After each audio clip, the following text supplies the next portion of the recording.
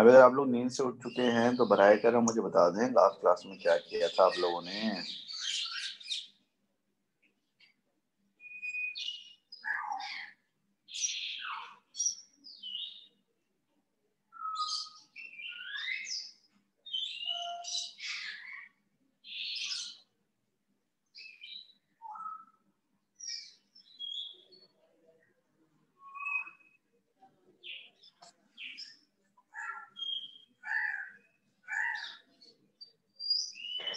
Sir हमने first law thermodynamics और worksheet की थी। वर्कशीट की थी, कर ली थी, वर्कशीट हो गई थी पूरी।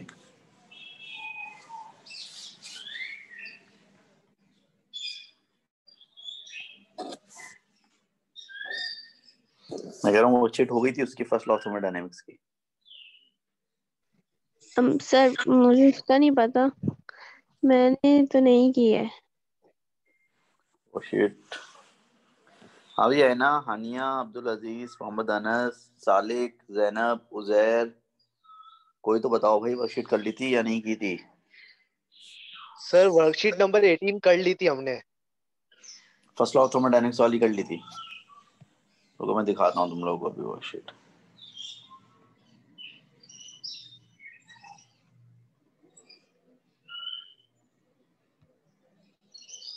ये वाली वर्कशीट, ये वाली वर्कशीट की थी हम लोगों ने।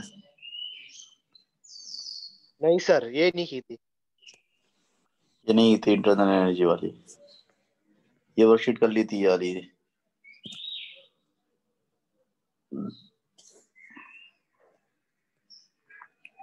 जी सर, ये कर ली थी। वो जो फर्स्ट लॉ ऑफ थर्मोडायनेमिक्स है वो मैं सब लिखवा दिया था। इंटरनल एनर्जी क्या होती है, फर्स्ट लॉ ऑफ थर्मोडायनेमिक्स क्या होता है, work done bye expanding gas क्या होता है, ये सब कुछ लिखवा दिया था मैंने।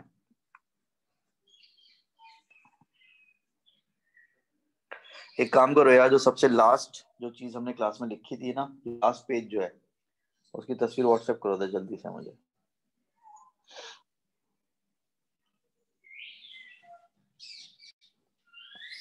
सबसे आखिरी चीज जो हमने क्लास में पढ़ी थी या लिखी थी ना, उसकी तस्वीर लेके जरा मुझे व्हाट्सएप करो जल्दी से।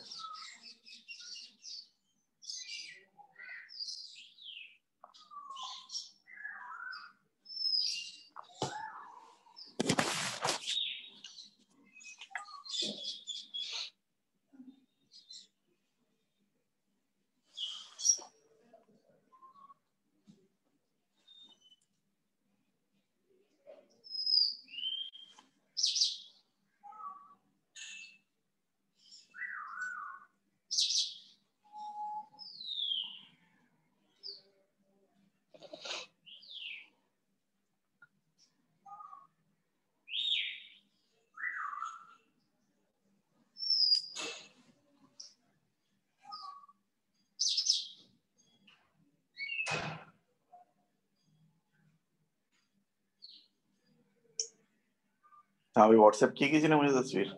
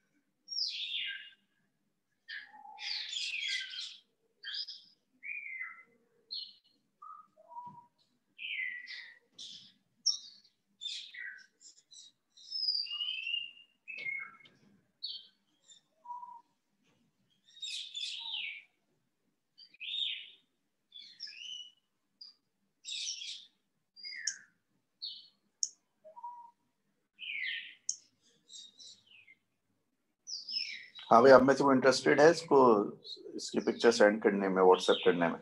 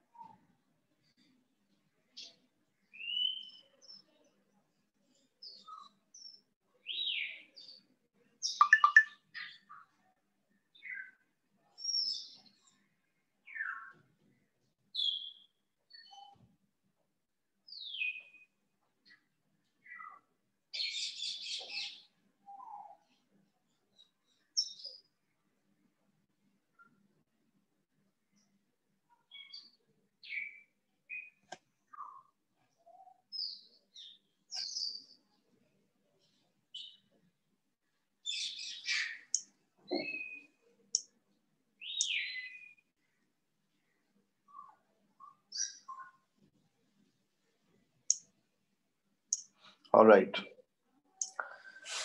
तो देखिए भाई, आखिरी चीज जो हमने डिस्कस की थी वो हमने डिस्कस की थी फर्स्ट लॉ ऑफ थर्मोडायनेमिक्स।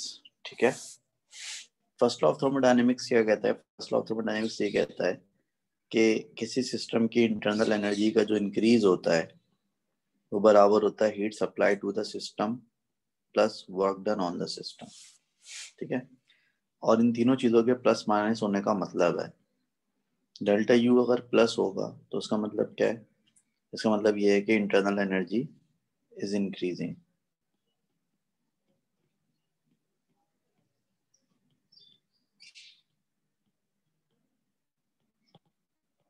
तो इसका मतलब है कि इंटरनल एनर्जी इंक्रीज हो रही है।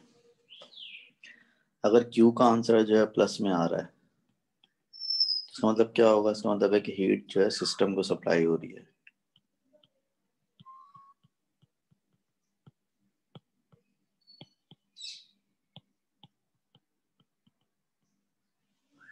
ठीक है, अगर Q का आंसर माइनस में आ रहा है तो इसका मतलब है कि हीट सिस्टम सप्लाई कर रहा है।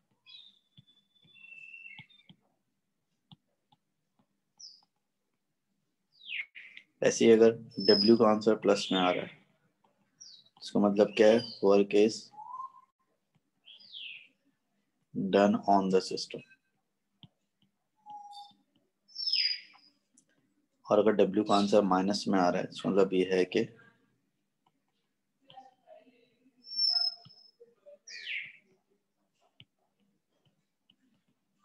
Work is done by the system. और अगर डेल्टा यू का आंसर माइनस में आ रहा है तो उसका क्या मतलब है कि इंटरनल एनर्जी डिक्रीज। ठीक है, ये हमारी जो है सारी बातें हुई थी। ठीक है जी, अब जरा इसकी वर्कशीट जो देख लेते हैं फर्स्ट लॉ ऑफ थर्मोडायनामिक्स की, वो सॉल्व कर लेते हैं।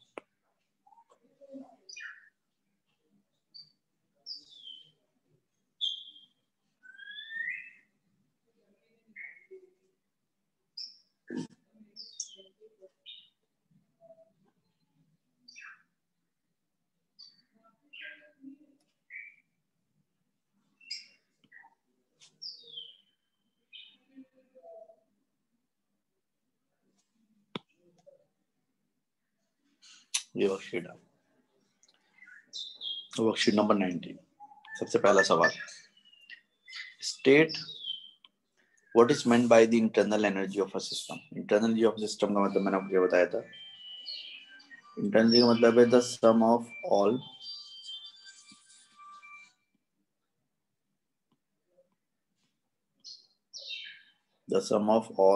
randomly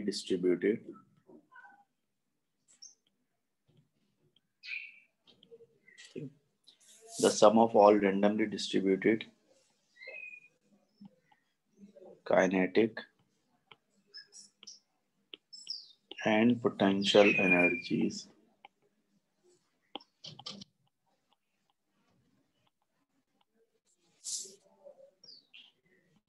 of molecules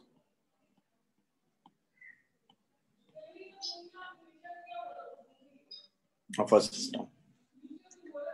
यानी कि एक सिस्टम के सारे मॉलिक्यूल्स की रैंडमली डिस्ट्रीब्यूटेड जो काइनेटिक और पोटेंशियल एनर्जी उनका सम जो है क्या कहलाता है, वो internal energy of the system कहलाता है। डेफिनेशन लिखी हुई है आपके पास।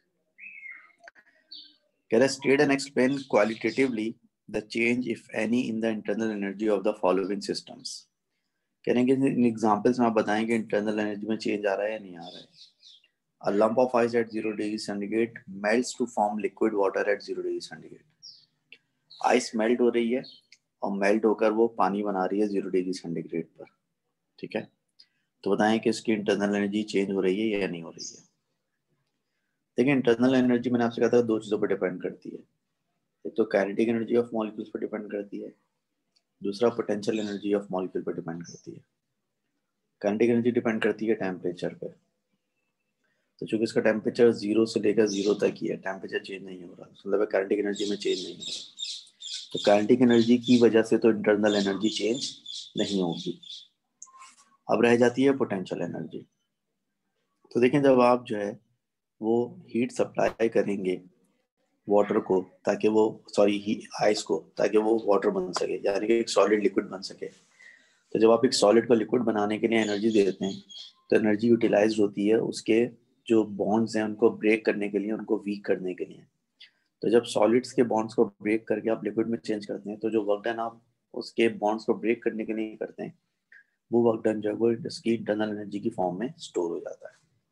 ठीक है, तो याद है यहाँ पर क्या होगा, यहाँ पर ये होगा भाई कि आपका जो काइनेटिक एनर्जी है वो तो चेंज नहीं होगी। क्यों नहीं चेंज होगी? Because temperature is constant. लेकिन आपका जो है वो पोटेंशियल एनर्जी चेंज होगी क्योंकि आप जो मॉलिक्यूल्स को एनर्जी दे रहे हैं so that their state changes from solid to liquid।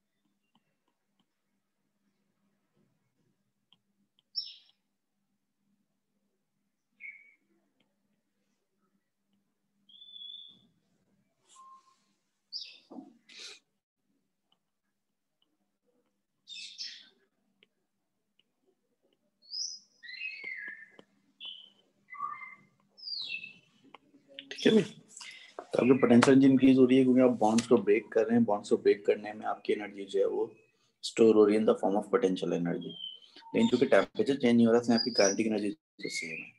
तो एक रीजन की वजह से तो इंटरनल एनर्जी नहीं बढ़ेगी, काइनेटिक एनर्जी की वजह से, लेकिन पोटेंशियल एनर्जी की वजह से आपकी जो इंटरनल एनर्जी है उसमें इजाफा होगा, जैसा ओवरऑल इंटरनल एनर्जी इंक्रीजेस। फिर एक रहा cylinder containing gas at constant volume is in sunlight so that its temperature rises from 25 to 35। देखिए टेम्परेचर बढ़ रहा है 25 से 35, मतलब है काइनेटिक एनर्जी इज इंक्रीजिंग। लेकिन कांस्टेंट वॉल्यूम का मतलब है कि मॉलिक्यूल्स की जो सेपरेशन है वो सेम रहेगी, क्योंकि वॉल्यूम कांस्टेंट है, इसका मतलब है कि मॉलिक्यूल्स एक दूसरे से दूर नहीं जाएंगे, सेपरेशन सेम रहेगी। तो अगर सेपरेशन सेम रहेगी तो इसका मतलब है कि पोटेंशियल एनर्जी सेम रहेगी। ठीक है, इसका जवाब ये क्या होगा कि since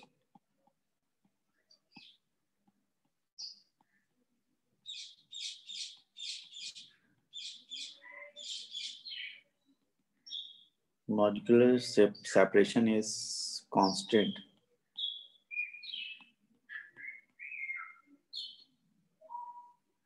therefore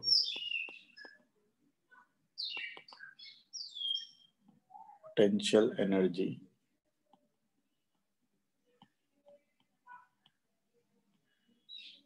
does not change. However,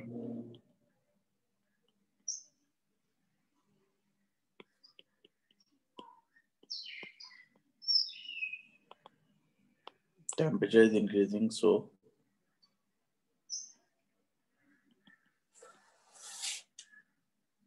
kinetic energy increases and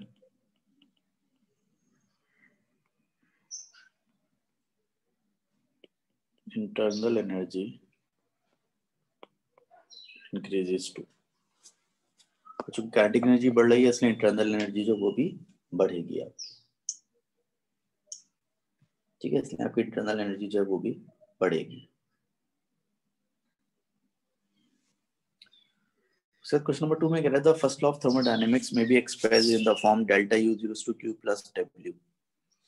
explain the symbols in this expression. Plus delta U का क्या मतलब है? प्लस डेल्टा U का मतलब है इंक्रीज इन इंटरनल एनर्जी। ठीक है भाई,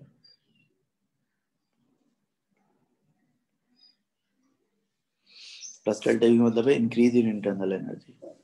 जब इंटरनल एनर्जी इंक्रीज होती है तो प्लस डेल्टा U होता है, जब इंटरनल एनर्जी डिक्रीज होती है तो माइनस डेल्टा U होता है। प्लस Q का क्या मतलब है?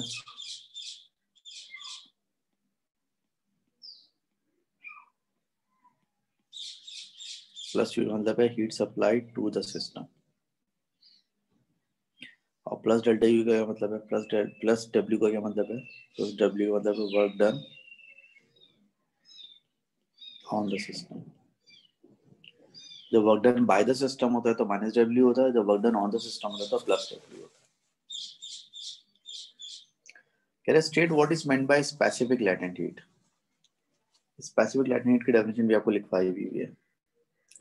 स्पेसिफिक लैटेंट हीट का मतलब क्या है? Amount of heat required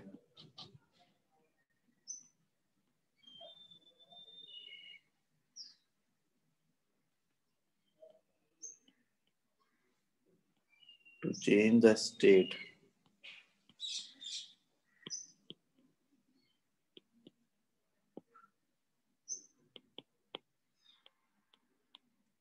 of unit mass of a substance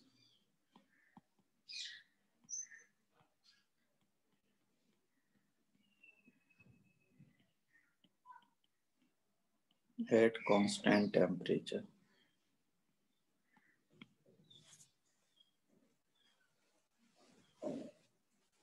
ठीक है,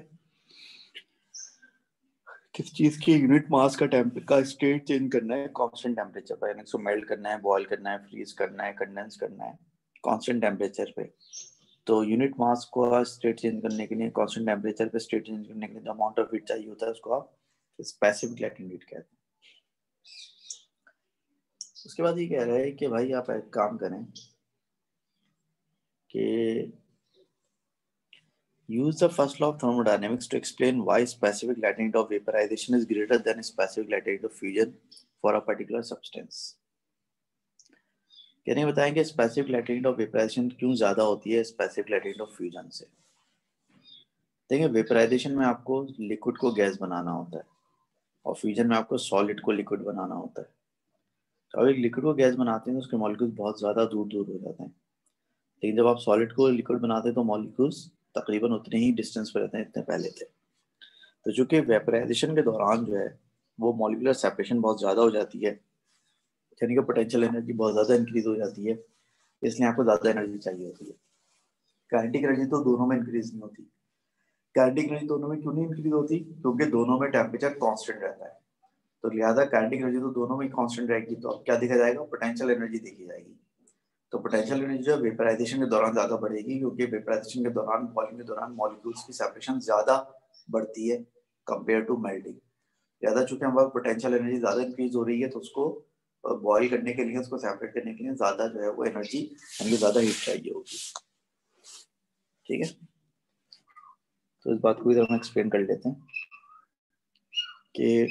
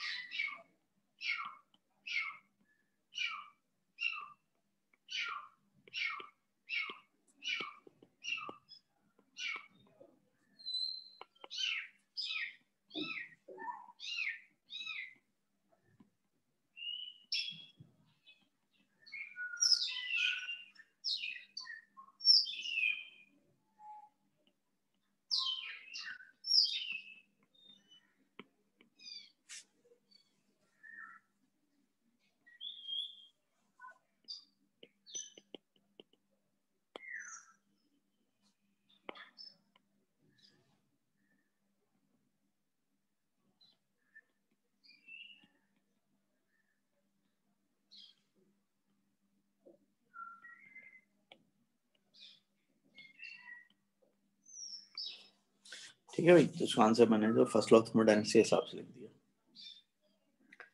क्वेश्चन नंबर 3 में कह रहा है कि state what is meant by internal energy of a system. फिर वही सवाल दोबारा आ गया। इंटरनल एनर्जी ऑफ सिस्टम मतलब का मतलब है द सम ऑफ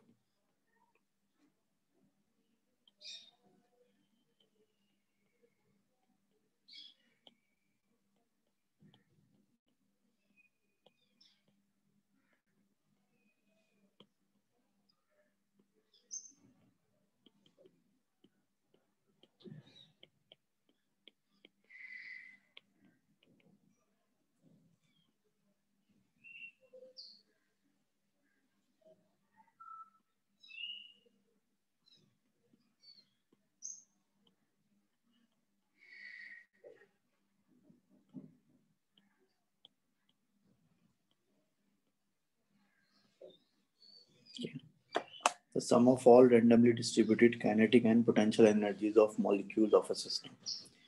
किसी भी सिस्टम की जो सारी काइनेटिक और पोटेंशियल एनर्जीज हैं उनका सम जो है क्या कहलाता है? इंटरनल एनर्जी कहलाता है। Can I explain why for an ideal gas the internal energy is equal to the total kinetic energy of molecules of the gas? अब देखें, जो आपकी इंटरनल एनर्जी है वो किसके बराबर है? वो kinetic energy plus potential energy के सम के बराबर होती है। But there are no potential energies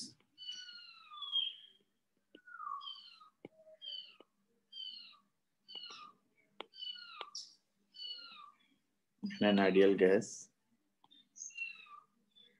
as no intermolecular forces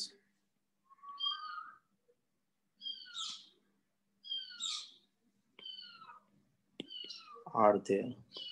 ठीक है, therefore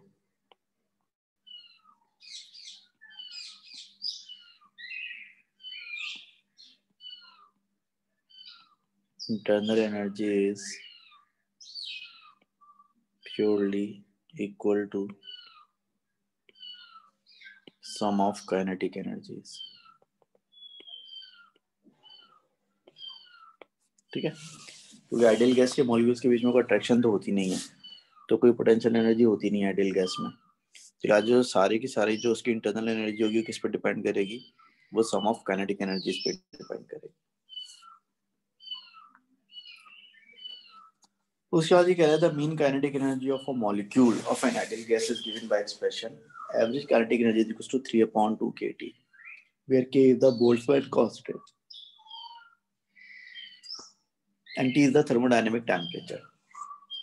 A cylinder contains 1 mole of an ideal gas. The gas is heated so that its temperature changes from 280 to 460 Kelvin. Calculate the change in total kinetic energy of the gas molecules. देखिए जो kinetic energy है ये एक molecule की kinetic energy है।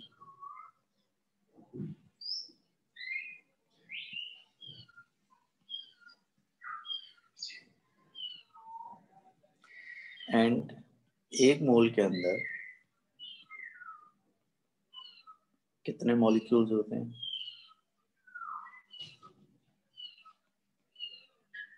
Na molecules होते हैं। ठीक है, तो अगर हम एक मोल की बात करें तो एक मोल की जो काइनेटिक एनर्जी होगी किसके बराबर होगी? 3/2 kT multiply by Avogadro number, ऐसे होगा भाई। अब जो चेंज इन काइनेटिक एनर्जी होगी वो किसके बराबर होगी? बराबर होगी 3/2 K into Na into change in temperature. क्योंकि इस वैल्यू में जो काइनेटिक एनर्जी चेंज होगी सिर्फ टेम्परेचर की वजह से चेंज होगी ना तो बोल्ट्जमैन कांस्टेंट चेंज होगा, ना आपका जो है वो Na चेंज होगा, ना 3/2 चेंज होगा। इसके अलावा जो चेंज इन काइनेटिक एनर्जी होगी वो बराबर होगी किसके? 3/2 Boltzmann constant into Avogadro constant, gas constant R के बराबर होता है 3/2 R इंटू डेल्टा T। आपको याद होना चाहिए जब डेरिवेशन कर रहे थे तो बोल्ट्जमैन कांस्टेंट कैसा आया था? बोल्ट्जमैन कांस्टेंट आया था molar gas constant divide by Avogadro constant. तो अगर आप एवोगाड्रो कांस्टेंट को वहां ले जाएं मल्टीप्लाई बाय K तो बराबर होगा मोलर गैस कांस्टेंट R के। तो चेंजिंग काइनेटिक एनर्जी बराबर हो गया 3/2 R डेल्टा T के। या फिर again change in kinetic energy जो बराबर हो जाएगा 3/2 R की वैल्यू 8.31 और चेंज इन टेम्परेचर कितना है? चेंज इन टेम्परेचर आपका है 280 से 460, 460 माइनस 280। तो उसको सॉल्व करके बताएं क्या आंसर आया जल्दी से, शाबाश। मेरे ख्याल में 2240 करके आंसर आ जाएगा। चेक कर लेना, यही आंसर आ रहा है, 2240 ही आंसर आ रहा है।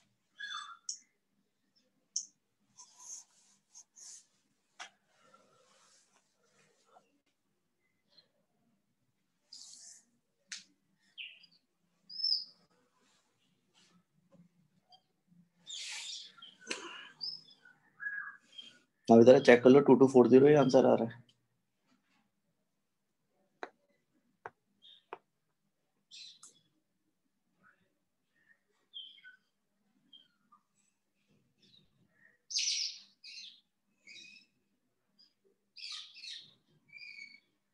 अब 2243.7 आ रहा है ना, राउंड ऑफ करके 2240 होगा।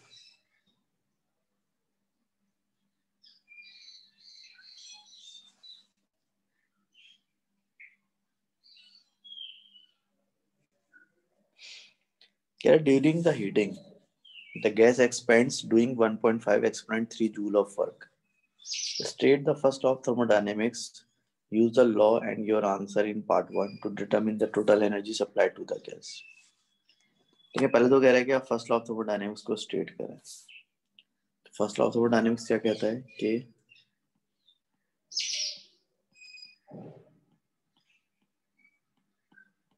increase in internal energy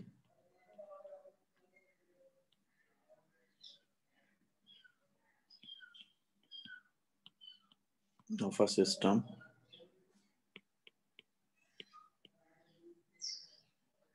is equal to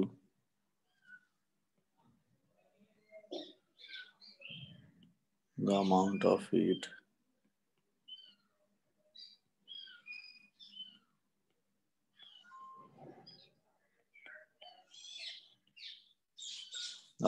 supplied to it and the work done on the system.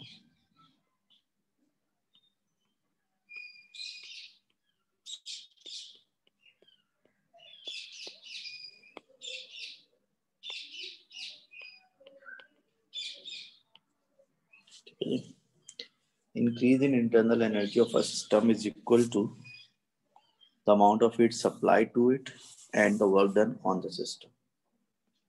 यानी कि आसान ज़बान में Q प्लस W किसके बराबर होते हैं? डेल्टा U के बराबर होते हैं. अभी जब पिछले पार्ट पे आपने 2240 निकाला है, क्या चीज़ है? ये अमाउंट ऑफ हीट है जो कि सिस्टम को सप्लाई हुआ है. ये 1.5x-3 क्या है? माइनस W, यानी कि वर्क डन जो कि सिस्टम पर हुआ है. तो बेसिकली ये W है, लेकिन इसकी वैल्यू को माइनस में लेंगे क्योंकि work done on the system है. तो कह रहा है कि आप भी बताएं कि टोटल एनर्जी जो सिस्टम को कितनी सप्लाई हुई है, आपको ये बताना. ठीक है, सॉरी ये जो है क्यों नहीं है, ये इसकी इंटरनल एनर्जी का चेंज है. इसकी इंटरनल एनर्जी का चेंज है. W आपको दिया हुआ जो कि नेगेटिव में work done by the gas है. आपको टोटल एनर्जी सप्लाइड क्यों मालूम करना है आपको. तो देखें डेल्टा U बराबर है किसके? Q प्लस W के. तो डेल्टा U है 2240, Q मालूम करना है, W है माइनस 1500. ये 1.5x-3 को अब ओपन करें तो 1500 बनेगा. तो आपका Q बराबर हो जाएगा 2240 प्लस 1500 के 33,740 जूल आपका आंसर हो जाएगा. 3740 joules.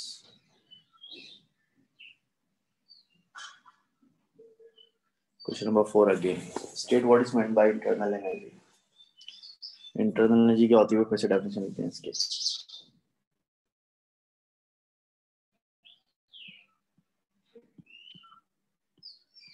The sum of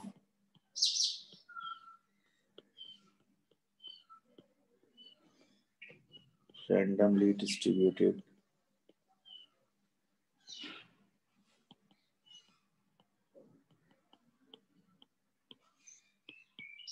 kinetic and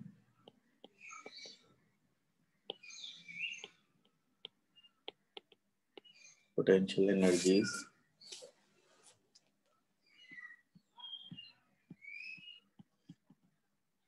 for system of molecules of a system ज़्यादा बेहतर है.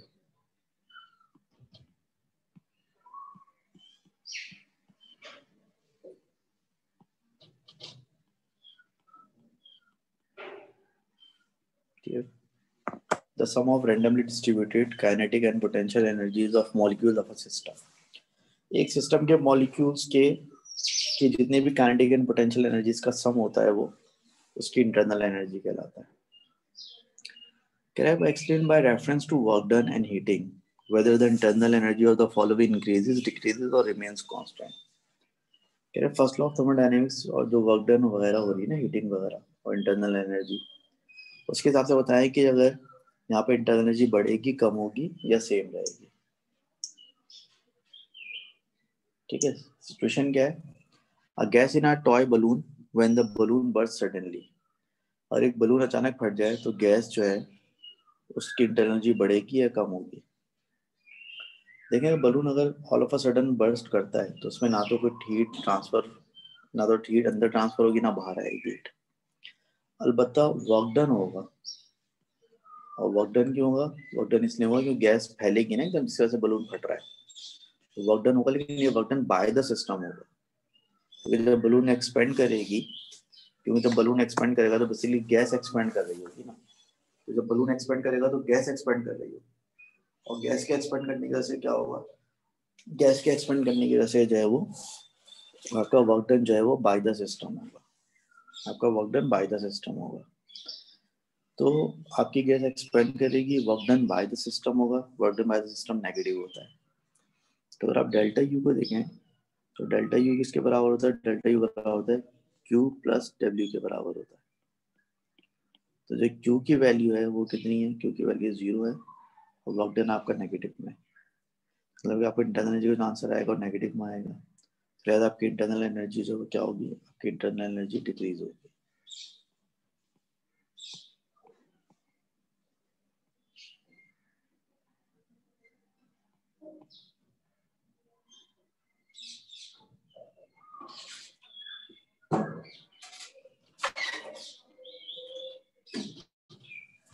जैसे आपकी इंटरनल एनर्जी क्या होगी? डिक्रीज होगी।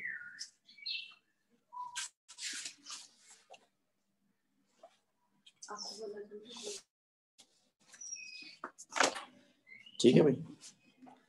फिर ये कह रहे ice melting at constant temperature and at atmospheric pressure to form water that is more dense than ice.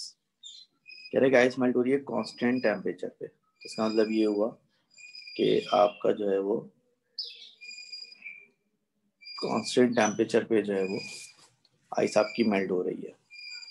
ठीक है, कह रहे कि वाटर बन रहा है जो कि मोर डेंस देन आइस है। वाटर बनने का मतलब ये है कि उसकी डेंसिटी वाटर से आइस से ज़्यादा है। आइस ज़्यादा डेंसिटी होने का मतलब ये होगा कि मॉलिक्यूल्स जो हैं वो करीब हो जाएंगे, मॉलिक्यूल्स क्या हो जाएंगे? करीब हो जाएंगे, यानी कि work done on the system होगा। तो work is done on the system.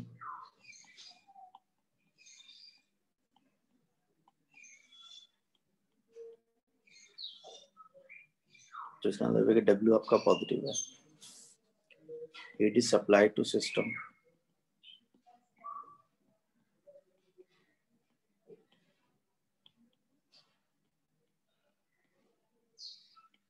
इसका मतलब Q भी पॉजिटिव है।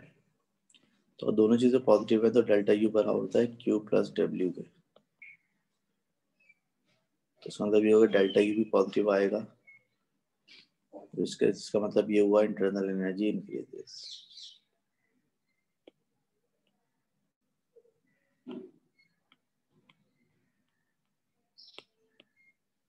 ठीक है, इसका मतलब ये होगा कि इंटरनल एनर्जी यहाँ पर इंक्रीज होगी।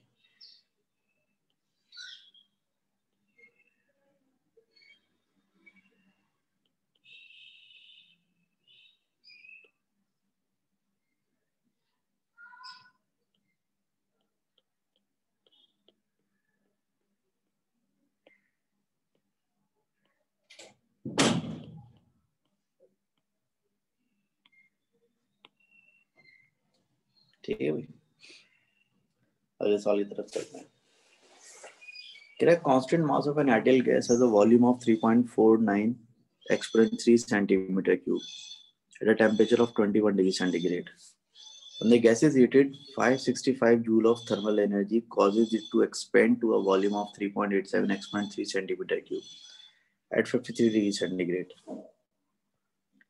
यानी कि पहले गैस का वॉल्यूम इतना था, टेम्परेचर इतना था, आपने इतनी हीट सप्लाई की, उससे उसका वॉल्यूम बढ़ के इतना हो गया और टेम्परेचर बढ़ के इतना हो गया उसका। कह रहा है कि show that the initial and final pressure of the gas are equal. तभी साबित करेंगे तो उसका इनिशियल प्रेशर होगा, जो फाइनल प्रेशर होगा वो क्या होगा? बराबर होगा। तो इसके बहुत सारे तरीके प्रूफ करने के। एक तरीका तो ये कि आप इनिशियल और फाइनल स्टेट पर आप जो है PV अप्लाई कर दें और दोनों जगहों पर प्रेशर बराबर आएगा। ये एक लॉजिक आप और भी लगा सकते हैं। देखिए हमने पढ़ा था कि P1 V1 अपॉन T1 बराबर होता है किसके? P2 V2 अपॉन T2 के, या फिर P1 अपॉन P2 किसके बराबर होगा? V2 into T1 divide by T2 into V1 के। तो अगर P1 और P2 बराबर हैं तो दोनों का रेशो 1 आना चाहिए। अब वैल्यूज पुट करके देखें, फाइनल वॉल्यूम कितना है इसका? फाइनल वॉल्यूम इसका है 3.87 एक्सपोनेंट -3 मीटर क्यूब। मैंने वॉल्यूम को मीटर क्यूब में चेंज कर लिया। T1 initial temperature is 21 + 273। 21 + 273 क्यों किया? टेम्परेचर को केल्विन में चेंज किया। Divide by T2 final temperature कितना है? 53 + 273 इंटू फाइनल वॉल्यूम कितना है? फाइनल इनिशियल वॉल्यूम कितना है? इनिशियल वॉल्यूम आपका है 3.49 एक्सपोनेंट -3। इसको सॉल्व करेंगे तो आंसर 1 आ जाएगा। आंसर 1 आने का मतलब ये हुआ कि initial pressure is equal to final pressure. ठीक है भाई, तो आपने P1 upon T1 is equal to P2 V2 upon T2 का फॉर्मूला लगाया, तो आपने साबित किया कि P1 is equal to P2 आ रहा है। ठीक है जी।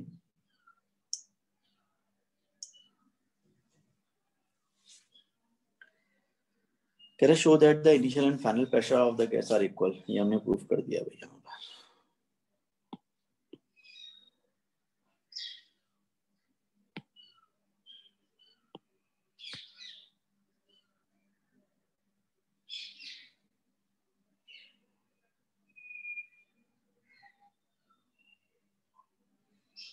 ये हमने प्रूफ कर दिया भैया।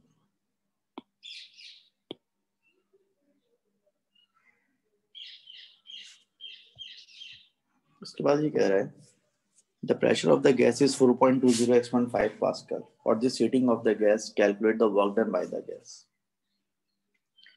देखें, वर्क डन अगर आपको मालूम करना है तो वर्क डन कैसे आता है? Work done bye expanding gas बराबर होता है P डेल्टा V के, यानी कि प्रेशर जो कि 4.20 x.5 है multiply by change in volume. Change in volume कितना हुआ आपका? 3.87 एक्सपोनेंट -3 माइनस 3.49 एक्सपोनेंट -3। लेकिन आपका जो है फाइनल वॉल्यूम था 3.87 एक्सपोनेंट -3 सेंटीमीटर क्यूब है, मीटर क्यूब में चेंज करने के लिए इसको -3 किया, और इनिशियल वॉल्यूम इसका 3.49 एक्सपोनेंट -3 था। तो सॉल्व करके बताएं क्या आंसर आ रहा है जल्दी से।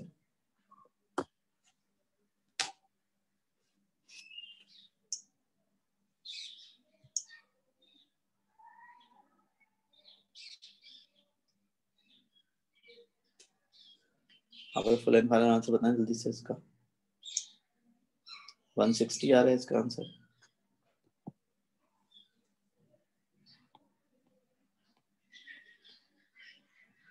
तो वर्क डन 160 जूल आ गया। कह रहे use first law of thermodynamics and your answer to determine the change in internal energy. Change in internal energy बराबर होती है Q प्लस W के। Q का मतलब है अमाउंट ऑफ हीट सप्लाइड। तो अभी जो अमाउंट ऑफ हीट सप्लाई किया था वो कितना था? 565। तो अमाउंट ऑफ हीट सप्लाइड आ गया 565, और जब आपने वर्क डन निकाला है 160, ये माइनस में आएगा। माइनस में क्यों आएगा? Because it is work done by the gas. Work is expanding, gas is expanding. ठीक है ना, गैस को आपने वॉल्यूम्स का इंक्रीज हुआ तो work done by the gas हुआ, नेगेटिव में होगा। तो डेल्टा यू आपका हो जाएगा 405। कह रहा है explain why change in kinetic energy of the molecule of this ideal gas equal to the change in internal energy. इसके जब हम पहले लिख चुके हैं कि आइडियल गैस जो होती है उसके मॉलिक्यूल्स में सिर्फ काइनेटिक एनर्जी होती है, पोटेंशियल एनर्जी होती नहीं है इसमें। ज्यादा जो चेंज इन, ये आंसर दोबारा पे छाप दें पूरा।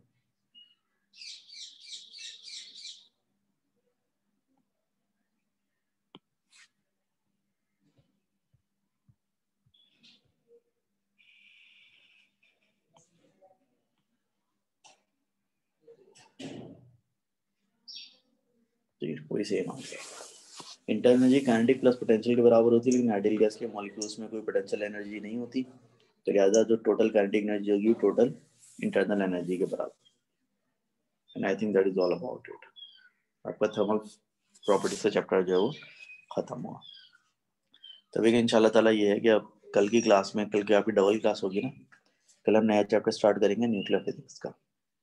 ठीक है, तो कल की क्लास बड़ी इंपॉर्टेंट है। कल की क्लास याद से लीजिएगा, मिस मत कीजिएगा। क्योंकि कल क्लास में काफ़ी इंपॉर्टेंट कॉन्सेप्ट जो डिस्कस होंगे, नए कॉन्सेप्ट हैं सारे न्यूक्लियर फिजिक्स के। कल इंशाअल्लाह न्यूक्लियर फिजिक्स स्टार्ट करते हैं, ठीक है। तब तक के लिए अल्लाह हाफिज़।